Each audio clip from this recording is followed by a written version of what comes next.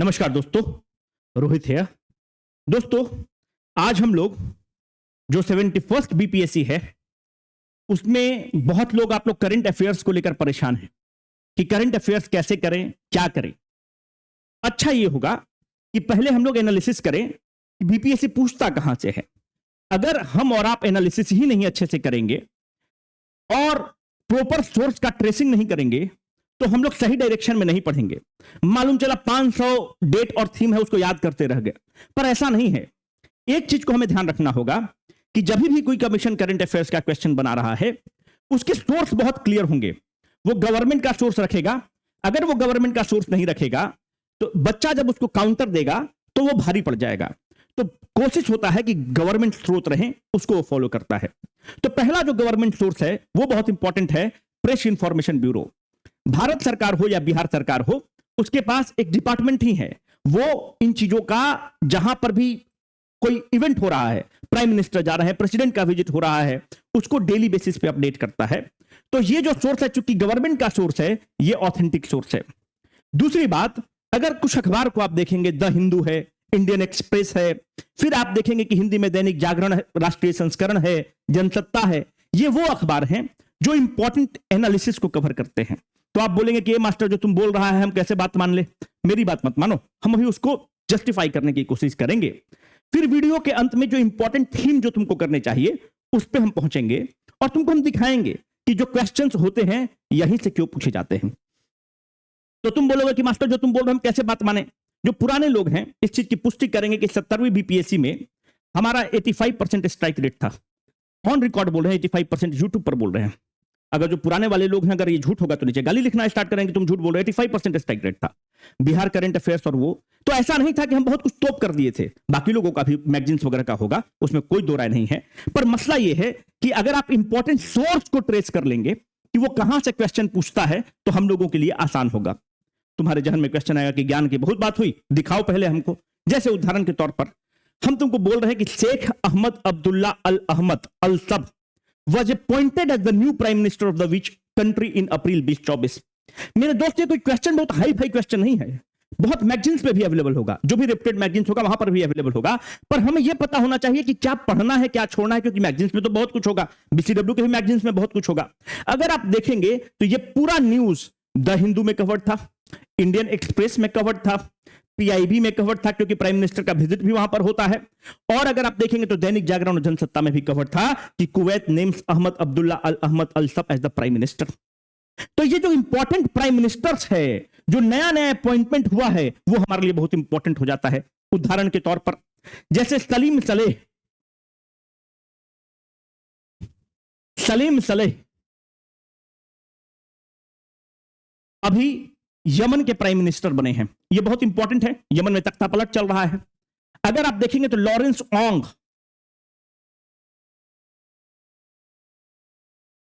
अभी सिंगापुर के prime minister बने हैं। अगर आप ध्यान से देखें तो कनाडा में बहुत उलटफेर हुआ है।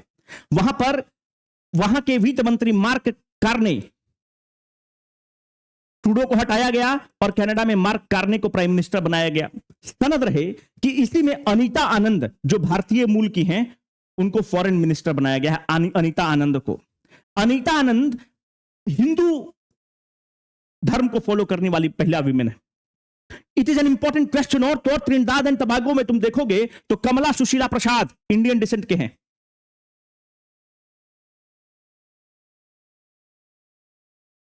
इनको प्राइम मिनिस्टर बनाया गया। तो what I wanted to emphasize is कि जो भी इंपॉर्टेंट अपॉइंटमेंट्स हैं, जो भी अभी हाल में नियुक्ति हुई है इंटरनेशनल लेवल पर, जो इंपॉर्टेंट है वो क्वेश्चन हम लोग से बनता है, हमें तैयार होकर जाना चाहिए उस पर। ये देखो, ये क्वेश्चन बाउंसर था, इसको छोड़ा जा सकता था, पर यहां से हम लोग क्या सीख ले सकते हैं, दैट इज वेरी इंपॉर्टेंट। कि जो उड़ीसा के मुख्यमंत्री हैं मोहन चरण मांझी किस कॉन्स्टिट्यूएंसी से चुने गए हैं, क्योंकि आपको पता है कि बहुत दिन बाद नवीन पटनायक को हटाया गया है और भाजपा वहां पे सरकार बनाती है। तो हम लोग को क्या प्रिपेयर होने की जरूरत है, हम लोग इस तरह से प्रिपेयर रहें कि जैसे भाई अभी आप दिल्ली में देखोगे तो दिल्ली में नई सरकार का गठन हुआ। जो दिल्ली में नई सरकार का गठन हुआ है वो कौन है, रेखा गुप्ता है। अगर हम लोग ध्यान से देखें तो दिल्ली में 70 सीट है, उस 70 सीट में 48 सीट भारतीय जनता पार्टी लाया, आम आदमी सीट 22 सीट लाया और लड्डू लाया इंडियन नेशनल कांग्रेस। हमको पता होना चाहिए कि जो दिल्ली की मुख्यमंत्री हैं, ये चौथा विमेन चीफ मिनिस्टर हैं। पहला कौन? सुषमा स्वराज जी, दिवंगत शीला दीक्षित। अभी आप जो दिल्ली का जितना भी इंफ्रास्ट्रक्चर देखते हैं, अगर दिल्ली वासी से अगर आप पूछेंगे तो वो बताएगा कि दिल्ली को दिल्ली बनाने में अगर किसी का योगदान है तो वो शीला दीक्षित का योगदान है। शीला दीक्षित, और तीसरा जो है अतिशी मारलेना आम आदमी पार्टी की थी, और चौथा है रेखा गुप्ता। किस कॉन्स्टिट्यूएंसी से चुनाव जीतती हैं? मुखर्जी नगर गांधी विहार के आसपास अगर जैसे एक पुलिया पार करोगे तो सीधे शालीमार बाग में पहुंच जाते हो, तो शालीमार बाग कॉन्स्टिट्यूएंसी से जीतती हैं। एक चीज को याद रखना कि अरविंद केजरीवाल शीला दीक्षित को झूठ झूठ करके हराते हैं। अरविंद केजरीवाल बोलते हैं कि चोर हैं, ये हैं, वो हैं, और न्यू दिल्ली से शीला दीक्षित हार जाती हैं। उसी शीला दीक्षित को जो व्यक्ति हराया है, उसको साहेब सिंह वर्मा, जो दिल्ली का पूर्व मुख्यमंत्री हैं, जाट का बहुत बड़ा नेता रहे हैं साहेब सिंह वर्मा, उनका बेटा प्रवेश वर्मा उसको हरा देता है नई दिल्ली कॉन्स्टिट्यूएंसी से। अगर तुम अभी देखोगे तो जो हमको तैयार होना चाहिए कि जम्मू एंड कश्मीर में देखोगे तो वहां भी चुनाव हुआ। जम्मू एंड कश्मीर में टोटल 90 सीट। सरकार कौन बनाया? उमर अब्दुल्ला, फारूक अब्दुल्ला का बेटा नेशनल कॉन्फ्रेंस से। कौन कॉन्स्टिट्यूएंसी से चुनाव जीतता है? पहले गंदरवाल से जीतता है, गंदरवाल कॉन्स्टिट्यूएंसी से जीतता है। डिप्टी चीफ मिनिस्टर कौन है? सुरेंद्र चौधरी इसके डिप्टी चीफ मिनिस्टर हैं। तो हम लोग को इस तरह से रेडी रहना होगा, है ना। फिर हरियाणा का क्या हुआ है वो सब हम लोग पढ़ेंगे, है ना। तो हम लोग को इस तरह से रेडी करना होगा। इस क्वेश्चन से हमको ये एक्सपेक्ट करने की जरूरत है कि इस तरह का भी वो क्वेश्चन पूछ सकता है, and we should be prepared with the same.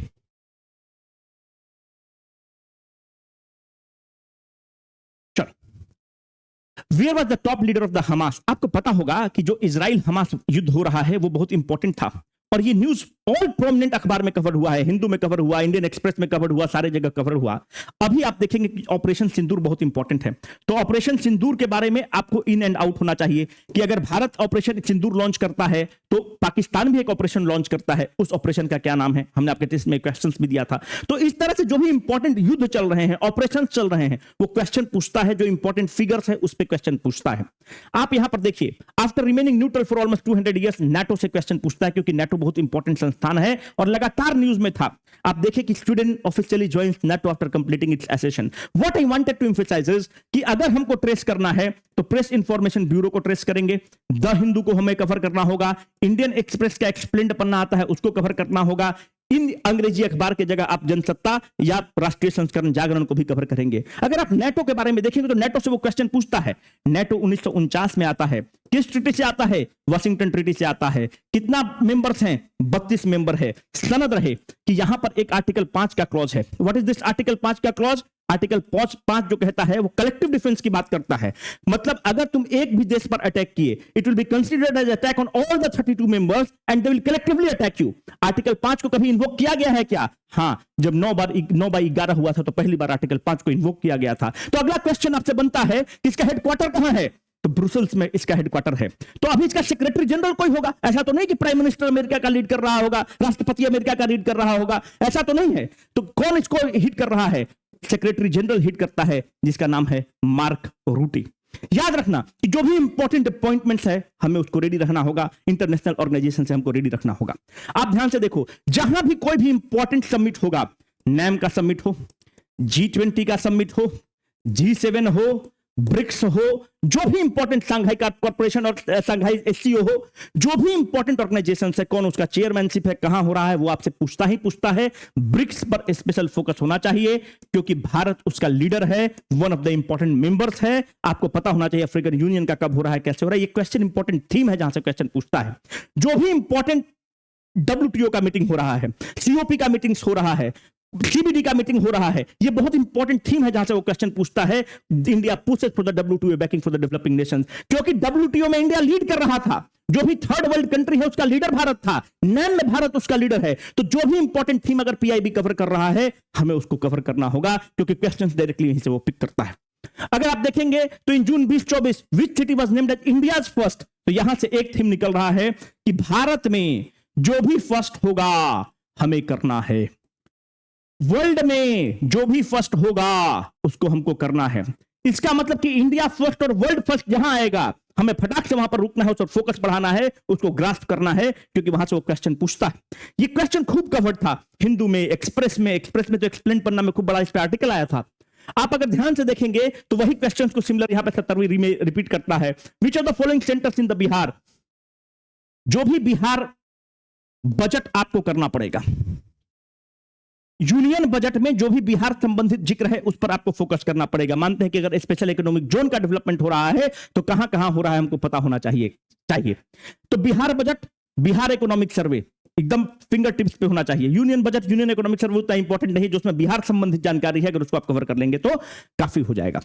अब ध्यान से देखो, before his appointment as a जज of the supreme court of the India in this, justice N Koteswar Singh was the chief justice of which high court. ये question out of the box है, पर यहां से हमको लर्न करने की जरूरत है कि क्या वो क्वेश्चन पूछ सकता है, यहां से हमें सीखने की जरूरत है। जैसे अभी तुम देखोगे तो अभी सुप्रीम कोर्ट में टोटल जो नियुक्ति हो चुकी है 34, ये हम आर्टिकल आपको लगाए हुए हैं, ठीक है, एक्सप्रेस में आर्टिकल आया था, तो अभी 34 हो गया है। सुप्रीम कोर्ट का मैक्सिमम कितना हो सकता है संख्या? 33 + 1, चीफ जस्टिस 1 और 33 उसके मेंबर हो सकते हैं। अभी 3 और नियुक्तियां हुई हैं, जैसे कि एनवी अंजरिया जो कर्नाटक के थे, जस्टिस विजय बिश्नोई और justice Chandrakar Bombay high court के थे, Vijay Bishnoi chief justice of the Guwahati high court थे। अभी जो चीफ जस्टिस है उनका क्या नाम है? बी आर गवई है। क्या है? दलित हैं। क्या पहले दलित हैं? बिल्कुल नहीं, पहले दलित नहीं है। केजी बालाकृष्णन पहले दलित रह चुके हैं, इसके बारे में हमको डिटेल में पढ़ना चाहिए। पर जैसे हम इसको पढ़ें तो इसको हम करंट से जो है उसको लिंक करना चाहिए हमें स्टैटिक वाले पोर्शन से। क्या स्टैटिक वाला पोर्शन कहता है? आर्टिकल 124 से 146 सुप्रीम कोर्ट से डील करता है भैया। ये जो आर्टिकल है किस पार्ट ऑफ द कॉन्स्टिट्यूशन में है? Part 5 of the Indian constitution में है। यहां पर कितना जस्टिस होता है? 33 + 1 है, एक चीफ जस्टिस रहेंगे, 33 जज रहेंगे। आर्टिकल 124(3) क्या कहता है? वो appointment to the supreme Court कहता है। हमें इतना पता होना चाहिए कि appointment to the supreme Court जो होता है कॉलेजियम सिस्टम से होता है, या आप स्टैटिक में पढ़े होंगे।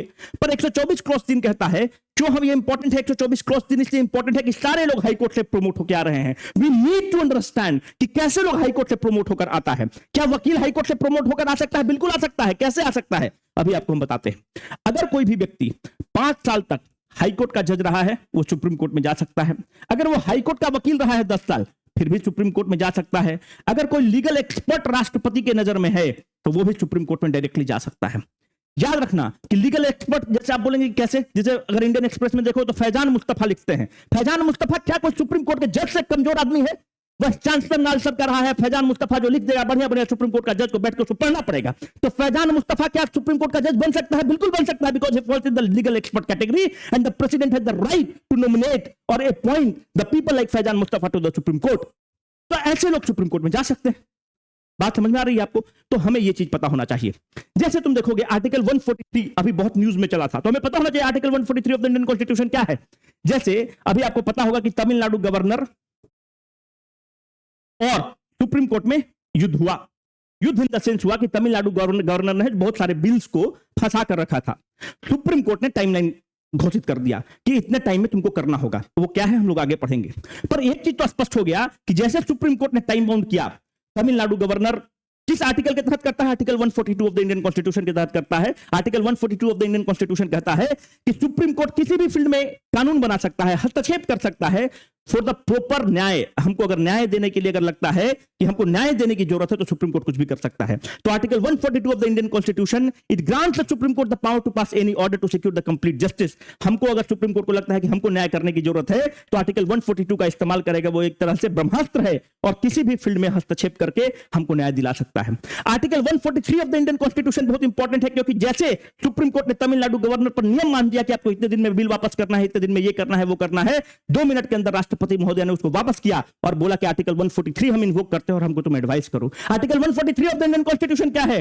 पहला आर्टिकल 143 कहता है कि अगर कोई स्थिति ऐसी पैदा हो गई है कि जहां पर राष्ट्रपति महोदय को लगता है कि इस पर आप हमको एडवाइस करिए, ऐसी स्थिति आन पड़ी है कि सुप्रीम कोर्ट से एडवाइस मांगती है। बॉस, आखिर में बॉस तो सुप्रीम कोर्ट का कौन है? पूरे देश का बॉस कौन है? राष्ट्रपति है। आप समझ रहे बात को? राष्ट्रपति इंपीच होता है। क्यों? सुप्रीम कोर्ट का जज इंपीच होता है कि रिमूव होता है? कभी सोचे हो?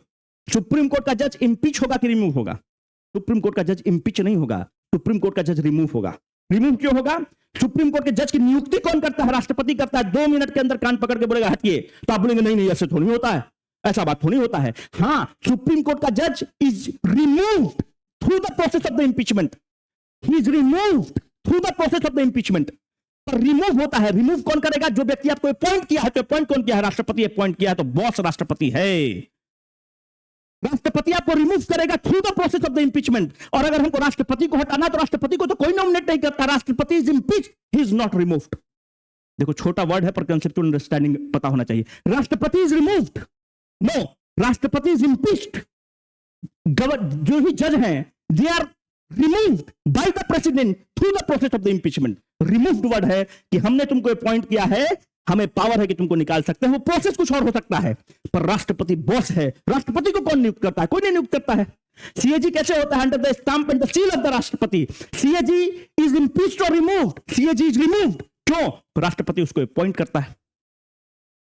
अगर आपको कोई अपॉइंट किया है तो उसको पावर है आपको रिमूव करने के लिए। These are the conceptual understanding which you need to have. तो सुप्रीम कोर्ट को राष्ट्रपति महोदय ने कहा कि हमको सलाह दो तुम। क्यों? बॉस है, सलाह दो। तुमको सलाह देने की जरूरत है हमको कि हमको क्या करना चाहिए। ये जो तुम हस्तक्षेप किए हो इसमें तुम हमको सलाह दो। सुप्रीम कोर्ट ऐसी स्थिति में सलाह दे भी सकता है, नहीं भी दे सकता है। क्यों सलाह नहीं दे सकता है? सुप्रीम कोर्ट कहेगा कि मैडम स्थिति ऐसी आन पड़ी है, अंत में सुप्रीम कोर्ट में आएगा ही, तो हम अपना बढ़िया से डिस्कस करके हम इस पे जजमेंट देंगे। अगर कोई प्री कॉन्स्टिट्यूशनल ट्रीटी है, संविधान बनने से पहले कोई प्री कॉन्स्टिट्यूशनल ट्रीटी है और उस पर मामला फंस रहा है, उस पर राष्ट्रपति को एडवाइस कौन करेगा? सुप्रीम कोर्ट बोलेगा सुनो चीफ जस्टिस सुनो, सलाह दो तो हमको, प्री कॉन्स्टिट्यूशनल मैटर है, संविधान बनने से पहले हमारा कुछ एग्रीमेंट वगैरह था, उसका हमको सलाह दो। Supreme Court is bound to give the advice. Supreme Court bound है एडवाइस देने के लिए। बस हम आपको इतना बताना चाहते हैं कि अगर मानते हैं अभी कोई मसला हो गया, अभी मानते हैं कि ट्रिपल तलाक का मसला हो गया, वक्फ का मसला हो गया, या अभी जो गवर्नर के क्षेत्राधिकार में हस्तक्षेप लगा राष्ट्रपति महोदय को, राष्ट्रपति महोदय ने उनको बोला कि हमको सलाह दो इस मसले पर। सुप्रीम कोर्ट कहे मैडम हम सलाह नहीं दे सकते हैं या दे सकते हैं, वो सुप्रीम कोर्ट पर विवेक पर है। क्यों? इसलिए ऐसा एल्बो रूम दिया गया है ताकि सुप्रीम कोर्ट में जब हम सलाह, आखिर में यह मसला तो सुप्रीम कोर्ट पहुंचेगा है, तो सुप्रीम कोर्ट कहेगा सर मैडम हम इसको डिस्कस करके आप आपस में सोच के आर्गुमेंट दोनों तरफ का सुन के हम इसको कर लेंगे। पर अगर प्री कॉन्स्टिट्यूशनल ट्रीटी है तो सुप्रीम कोर्ट को हिम्मत नहीं है कि मना कर दे बॉस को, राष्ट्रपति को मना कर सकता है। अब आप बताइए कि इन दोनों केस में क्या होगा स्थिति? राष्ट्रपति is free to accept the advice of the supreme court और reject the advice of the supreme court. Supreme court यहां पर बाउंड है कि तुमको एडवाइस देना है, पर यहां पर राष्ट्रपति बोलेगा कि let us throw your advice into the dustbin of the history, उठाकर फेंक देगा। राष्ट्रपति is the boss. And please keep this in mind that whether he is the supreme Court जज और whether he is the military general, they are not accountable to the people, but राष्ट्रपति is accountable to the people। क्यों? हमने चुना है, indirectly चुना है, पर उनको चुना है। जमहूरियत में, लोकतंत्र में चुनना बहुत इंपॉर्टेंट है। आप डीएमएसपी को देखिए, निरंकुश हो जाता है, इसको लगता है कि हम खुदा है 60 साल तक, because he is not elected by the people. पर जो सांसद जी हैं, रात में अगर 12 बजे भी फोन करेगा तो उनको उठाना पड़ेगा, उनका पीए उठाएगा और प्रेम से ही बात करेगा, क्योंकि चुनाव में जाना है, जनता कॉलर पकड़ के हिला देगा। तो लोकतंत्र की खूबसूरती यह है कि they are accountable to the people after every 5 years, but these people are not accountable to the people after 5 years. Are you getting this? हमको ये पता होना चाहिए। जैसे आर्टिकल 143 कहता है लाइकली टू अराइज और हैज अरिजन। अगर ऐसी कंडीशन हो गया है कि सुप्रीम कोर्ट आपको ये जो जजमेंट के बाद अगर लगता है राष्ट्रपति महोदय का कि ऐसा हो सकता है कि भाई ये तो मन बढ़ रहा है स्टेट का, है ना, जो मन बढ़ रहा है, ऐसा स्थिति आन पड़ रहा है कि हमको लग रहा है कि सुप्रीम कोर्ट हस्तक्षेप कर रहा है, सलाह मांग सकती है। प्री कॉन्स्टिट्यूशनल ट्रीटी अगर एग्रीमेंट वगैरह है तो उस पर सुप्रीम कोर्ट को बाध्यकारी है कि आप उसको सलाह देंगे। और देखो, जो भी टेनिस से रिलेटेड गेम है, अभी विंबलडन जीता हुआ है, टेनिस से आपसे क्वेश्चन पूछता है, उसका फेवरेट एरिया है। स्पोर्ट्स में अगर आपको और कुछ नहीं करना है तो मत करिए, क्रिकेट विकेट से नहीं पूछता है, क्योंकि उसको पता है कि क्रिकेट सब पता है। विंबलडन पूछेगा, यूएस ओपन पूछेगा, ऑस्ट्रेलियन ओपन पूछेगा, फ्रेंच ओपन पूछेगा। हमें पता होना चाहिए कि कौन हार्ड कोर्ट पर होता है, कौन ग्रास कोर्ट पर होता है, ये सब हमको पता होना चाहिए। टेनिस बहुत इंपॉर्टेंट थीम है। एशियन गेम्स बहुत इंपॉर्टेंट उसका थीम समझ। तो जो भी गेम्स हुआ है, खेलो इंडिया गेम्स, खेलो इंडिया यूथ गेम्स, खेलो इंडिया यूनिवर्सिटी गेम्स, अभी जो बिहार में खेल इंडिया प्रोग्राम हुआ है, तो ये सब बहुत इंपॉर्टेंट है, हमको करना पड़ेगा स्पोर्ट्स में। देखो, who among the following achieve the distinction of being the first Indian, जहां भी first Indian, first in India, first in world, वो हमारा इंपॉर्टेंट थीम है, इसको हमको करना पड़ेगा। मेरे पास कोई विकल्प नहीं है मेरे भाई। जो भी अवार्ड्स हैं हम लोग को करना पड़ेगा। अवार्ड्स बहुत इंपॉर्टेंट थीम है, be it Nobel prize, be it Bhatnagar award, जो भी इंपॉर्टेंट अवार्ड्स हैं उसका एक इंपॉर्टेंट थीम है, उसको हम लोग को कवर करना पड़ेगा। और खूब अखबार में आया था Indian forest activist Alok Shukla awarded the gold medal. तो जो भी इंपॉर्टेंट अवार्ड्स है उसको हमको करना पड़ेगा। भारत रत्न बहुत इंपॉर्टेंट था, एक्सपेक्टेड क्वेश्चन था, आपसे पूछेगा। Who on the Nobel peace prize, खूब कवर्ड होता है, नोबेल पुरस्कार आपसे पूछता है, भारत रत्न पूछता है, साहित्य अकेडमी अवार्ड पूछता है। तो जो जो इंपॉर्टेंट अवार्ड्स हैं, ऑस्कर अवार्ड पूछता है, बाफ्टा अवार्ड पूछता है, तो उसको हम लोग कर लें तो बहुत आसानी से हो जाएगा, है ना। तो जैसे मैरीटाइम एक्सरसाइज आपसे पूछता है, तो अब पहले क्या पूछता था कि किसके किसके बीच में होता है, अब जगह भी पूछ ले रहा है। तो हम लोग को पता होना चाहिए, जैसे पीआईबी में कवर था जापान इंडिया मैरीटाइम एक्सरसाइज 24, कहां पे हुआ है भाई, तो आपको कमेंस्ड इन जापान, है ना, ये आपसे यहाँ पे दिया हुआ है। इंडियन एक्सप्रेस में देखो एक पूरा एक्सप्लेन्ड पन्ना आया था, why the world economic forum summit is held in the Davos, तो बहुत इंपॉर्टेंट है, स्विट्जरलैंड डावोस में क्यों होता है, इस पर इंपॉर्टेंट है। जो भी इंपॉर्टेंट अपॉइंटमेंट्स है, जो भी हम तुमको बताए, अपॉइंटमेंट्स इन द वर्ल्ड और अपॉइंटमेंट्स इन द इंडिया, जो भी इंपॉर्टेंट है उसको हम लोग करेंगे। दूसरा, जो भी ग्लोबल ऑर्गेनाइजेशंस, WTO हो गया, G7 हो गया, NAM हो गया, ये सब हम लोग को करना होगा। इंडिया का फर्स्ट हमें करना होगा, वर्ल्ड का फर्स्ट हमें करना होगा, अवार्ड्स ध्यान देकर करना होगा, बुक्स एंड ऑथर ध्यान देके करना होगा, जो भी रिसेंट लॉन्च हुआ है, मोदी जी पे दबा दबा के भी किताब लॉन्च हुआ है, books and author. Important operations हम लोगों को ध्यान देकर करना होगा, है ना। इंपॉर्टेंट डेज, कुछ जो इंपॉर्टेंट डेज होते हैं जो नया नया हुआ है उसको हम लोग को करना होगा। बजट बिहार का ध्यान देके करना होगा, इको सर्वे करना होगा, यूनियन बजट हिसाब से करना है, जो बिहार वाला पार्ट है वही करना है, ये सब इंपॉर्टेंट है। स्पोर्ट्स ध्यान देके हम लोग को करना होगा, है ना। इस तरह से जो भी इंपॉर्टेंट थीम्स हैं, जो इंपॉर्टेंट अपॉइंटमेंट्स हैं, थीम्स हैं, जो भी इन्वायरमेंट रिलेटेड चीजें हैं उसको करना होगा। ऑपरेशन सिंदूर से उसको क्वेश्चन इस बार पूछना ही पूछना है, डेट पूछ ले, तारीख पूछ ले, कुछ और पूछ ले, है ना। डिफेंस एक्सरसाइज आपको करना ही होगा। इकोलॉजी से जो जो इंपॉर्टेंट थीम्स है उसको करना होगा। फिर डिफेंस इक्विपमेंट्स वगैरह आपको करना होगा। S-400 क्या होता है, नाग मिसाइल क्या है, आकाश मिसाइल क्या है, ब्रह्मोस क्या है, ये सब हम लोग को करना होगा, है ना। तो इस तरह से चीज करना होगा। जैसे देखो ओलंपिक गेम्स के बारे में पूछा है कि कौन इसमें इंक्लूडेड नहीं है, इजी क्वेश्चन है। फिर देखो राष्ट्रपति फ्रांस का कौन नियुक्त हुआ है, इंपॉर्टेंट थीम है ना। तो इसको ध्यान से देखो, करो।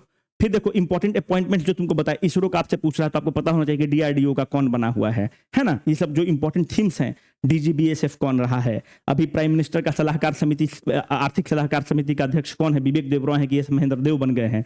नीति आयोग का अध्यक्ष कौन है, वित्त आयोग का अध्यक्ष कौन है, CEO कौन है, ये सब जो इंपॉर्टेंट अपॉइंटमेंट्स है इसको हम लोग को करने की जरूरत है।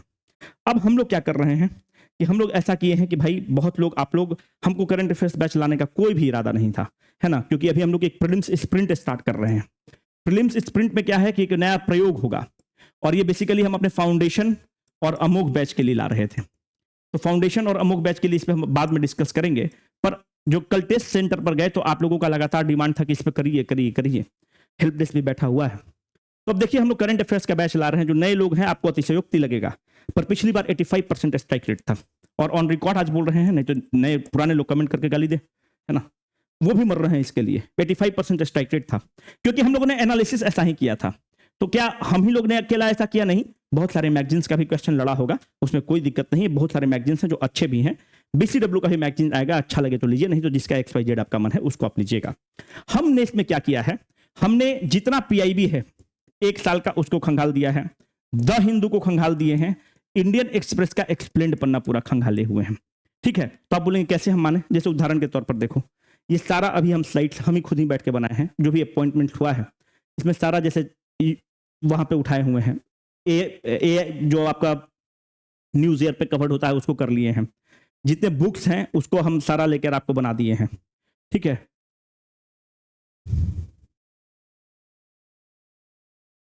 कुंभ बहुत इंपॉर्टेंट है तो कुंभ को पूरा कवर कर दिए हैं।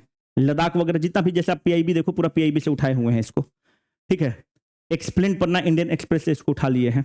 रेखा गुप्ता वाला जो केस है, इसको नाम बता दो, गार्बेजवा, identify the garbage in this, नीचे कमेंट करो who is the garbage in this. हमको तो पता नहीं भाई, देखो भैया क्वेश्चन पूछ ले था, है ना।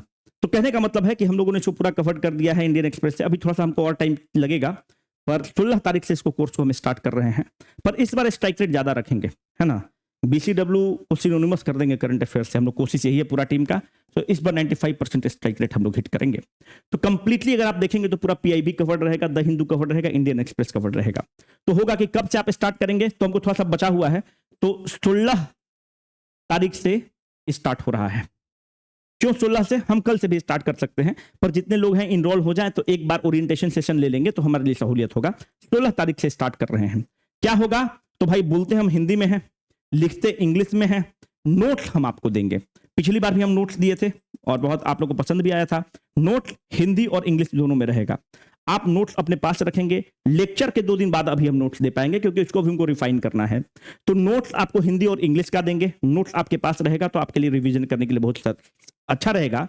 आप वीडियो को सत्यनारायण भगवान की कथा की तरह सुनेंगे, धुआं धुआं हम लोग मचा देंगे। तुम बोले मास्टर नाम बताओ। जो भी फाउंडेशन और अमोघ के हैं उनके लिए 249 प्लस टैक्स। जो भी रेजोनेंस प्रो के लिए हैं उनको 300 प्लस टैक्स। बाकी जितने लोग हैं उनको 349 प्लस टैक्स। भाई इससे कम नहीं किया जा सकता है। इसमें क्या क्या कवर्ड रहेगा? नेशनल करंट अफेयर्स पूरा कवर्ड रहेगा। नेशनल करंट अफेयर्स का मतलब हो गया कि इंटरनेशनल हो गया, ऑपरेशंस, थीम्स, इंपॉर्टेंट जो जो भी होता है नेशनल में, appointment, book and author, international current affairs, ecology, defence, सारा चीज कवर्ड रहेगा। यहां पर बिहार करंट अफेयर्स पूरा कवर्ड रहेगा, बिहार बजट पूरा कवर्ड रहेगा और बिहार इकोनॉमिक सर्वे पूरा कवर्ड रहेगा। बाकी नेशनल बजट और नेशनल इकोनॉमिक सर्वे उतना इंपॉर्टेंट नहीं है, उसका हम राइटअप आपको दे देंगे, आप राइटअप से कर लेंगे। अगर वीडियो, हम उसको कमिट नहीं कर रहे हैं, अगर वीडियो की जरूरत पड़ी तो हम वीडियो भी बना देंगे, लेकिन उससे कम क्वेश्चन पूछता है, इंपॉर्टेंट एरिया हम उसको छांट कर दे देंगे। हम इन चीजों पर फोकस करना चाहते हैं। इन चीजों का नोट्स आप देंगे? बिल्कुल नोट्स देंगे। किस माध्यम में देंगे? हिंदी और इंग्लिश माध्यम दोनों में देंगे। क्लास कब से स्टार्ट होगा? 16 जुलाई से होगा। याद रखिएगा कि आपके दबाव में स्टार्ट कर रहे हैं, है ना। दूसरी बात, जो भी फाउंडेशन और अमोघ बैच के लोग हैं, आपके लिए हम लोग प्रीलिम्स स्प्रिंट स्टार्ट कर रहे हैं। प्रीलिम्स स्प्रिंट क्या है? वो बहुत ही अनोखा टेक्निक रहेगा। जैसे स्टार्ट किससे हम करेंगे? पॉलिटी से स्टार्ट करेंगे। प्रीलिम्स स्प्रिंट में क्या है? आपको कितना देना है? ₹0 देना है। कौन? फाउंडेशन और अमोघ बैच के लोगों के लिए है। बाकी लोगों का पैसा अगर ज्वाइन करना होगा तो लगेगा, जो भी मिनिमल चार्ज रहेगा लगेगा, इतना ही रहेगा, इसी के आसपास रहेगा। अब प्रीलिम्स स्प्रिंट में हम किससे स्टार्ट करेंगे? पॉलिटी से स्टार्ट करेंगे। फैकल्टी कौन रहेगा? हम ही फैकल्टी रहेंगे, रोहित स्टार्ट करेंगे। करेंगे क्या इसमें? एक मोटा मोटी आइडिया दे देते हैं। पूरा जो इंपॉर्टेंट थीम्स हैं पॉलिटी के, वो हम आपको पीडीएफ दे देंगे। वो पीडीएफ लेकर आप बैठेंगे और उस पीडीएफ में फिल इन द ब्लैंक्स रहेगा हर जगह।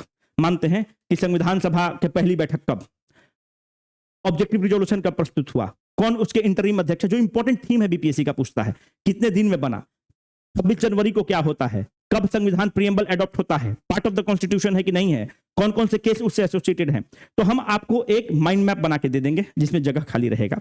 हम क्लास में आएंगे, पहले आपको पढ़ा देंगे उसके बारे में, उसके बाद हम आपको बोलेंगे कि आप फिलअप करिए उसको, तो आप उसको फिलअप करेंगे और इस तरह से रिवीजन करेंगे। तो स्टार्ट किससे करेंगे? पॉलिटी। फाउंडेशन अमुक वाला को थोड़ा सा शिकायत भी था कि आप पॉलिटी नहीं पढ़ाए हैं, तो यहाँ पे उनका पॉलिटी पूरा कवर कर देंगे। जो इंपॉर्टेंट थीम्स हैं, हम ये कहना चाहते हैं कि input to the output ratio हमको देखना है। एक तरह से रिवीजन क्लास है आपका कि अब क्या पूरा पॉलिटी पढ़ाएंगे नहीं, जो इंपॉर्टेंट थीम है जहां से क्वेश्चन पूछता है, भाई पार्लियामेंट से कम पूछता है तो जो इंपॉर्टेंट एरिया वहां से पढ़ के आपको निकालेंगे आगे। Preamble, fundamental right, DPSP, fundamental duty, यहां से ज्यादा पूछता है, पंचायती राज व्यवस्था से ज्यादा पूछता है, तो वहां पर ज्यादा आपका फोकस रहेगा। तो इस तरह से निकालेंगे, उस तरह से फिजिक्स आएगा, ज्योग्राफी आएगा, इस तरह से आएगा। और आप लोगों को एक भी रुपया नहीं लगेगा क्योंकि फाउंडेशन और अमुक का मसला है, तो वहां पर हम लोग 0 पर चलाएंगे, बाकी लोगों का पैसा लगेगा। तो 16 तारीख से इसको स्टार्ट करते हैं, गर्दा मचाएंगे। उम्मीद करते हैं कि तुम लोग को पसंद आएगा।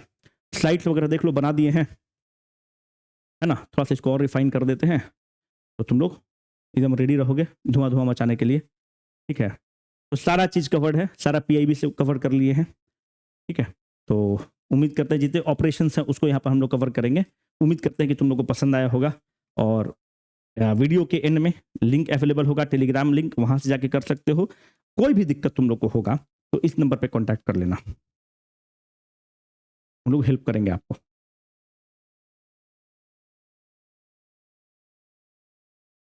तुम लोग को लगता है कि जल्दी जल्दी लॉन्च करो, इसको करने में बहुत दिक्कत होती है। नंबर है 766-722, क्योंकि आप लोग का होप्स ज्यादा है इस पे, तो ज्यादा इसको अच्छे से करना है। 9306 9341212632 911343 अगर ये तीनों नंबर फेल करता है तो आप जाएंगे 72 918 77 972। कुछ लोगों को किताब का थोड़ा सा दिक्कत हुआ है, तो किताब में तो कुछ टेक्निकल स्नैग था, आज सारा किताब को भेज दिया गया है, उसमें आपको कोई दिक्कत नहीं होगा। दूसरा कि जो भी हिंदी वाला तर्कस की बात कर रहे हैं, तर्कस अवेलेबल भी हो गया है। हमको लगता है कि आज आपको अपडेट मिल जाएगा, उस तरह से अवेलेबल होगा। मोमेंटम जो साइंस वाली किताब है, दिल्ली और पटना हर स्टॉल पर अवेलेबल है, आप उसको जाकर ले सकते हैं। Signing off for the day, Rohit.